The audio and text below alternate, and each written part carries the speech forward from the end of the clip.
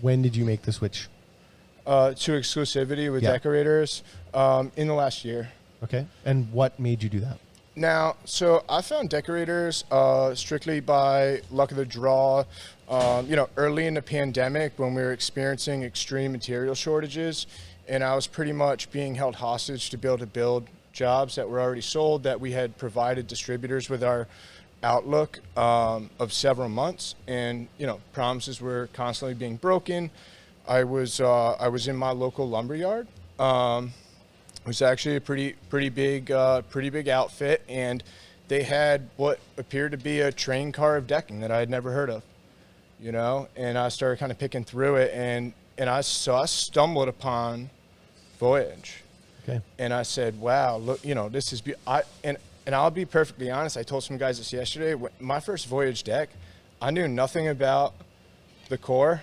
Yeah. I knew nothing about the material. Yep. I thought it was PVC because of the weight.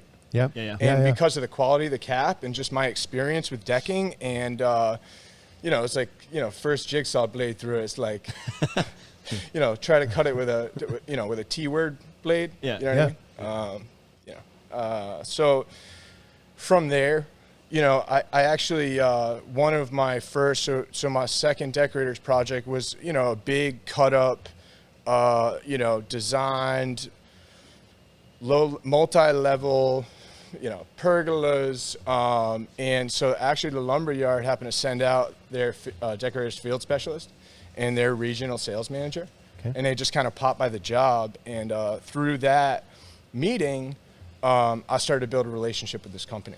Isn't that so great? It's like Deckorators sometimes goes out, gets people, finds them, right? And is like, helps build the brand, but then you come across it authentically, right? You just find it and you're like, you weren't coerced to like it. You were just like, this board is amazing. Usually it wouldn't be a good thing if the lumberyard's got a truckload of decking that hasn't moved. It's like, it's here. Nobody, it's like, that's a bad sign. Yeah. It was a breath of fresh air. Yeah.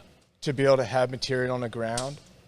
And then from there, as this relationship between their company and mine, this massive company, you know what I mean? Yeah. And me kind of currently, growing my family at home and growing this business and really just getting into like the marketing aspects. And I have so much on my plate and I'm wearing all the hats at that point, and I'm just burned. And these guys were just like, everybody that I've dealt with through this company has really gotten me to where I am now, just through the support I've received.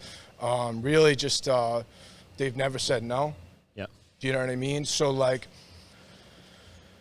if a customer is not, is that concerned about a color and isn't willing to take my professional advice of my experience in attempts to file other warranty claims with other companies, dealing with our, constant 30-degree temperature swings in our climate, and 80 to 90 degree seasonal temperature swings, are salt water, spray, mist, storms. I have 2 decks this year and that will get wet in storm surge.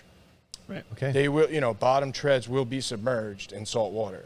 Yeah. Right. Do you know what I mean? So for me, like we're from Saskatchewan, so no, I don't know what you mean. Yeah. So I'm talking, we're so far from I'm talking stainless hardware, stainless hangers, stainless everything, Deckorators boards. And I firmly believe that we'll get our 20, 30 years out of it. No problem. Because that's an application where a lot of building materials like struggle to survive that, or they're significantly reduced lifespan, right? So it's, you almost have to, in those environments, work with a product that can say like we're impervious to moisture. And there's a couple out there, but Deckorators being one of them. So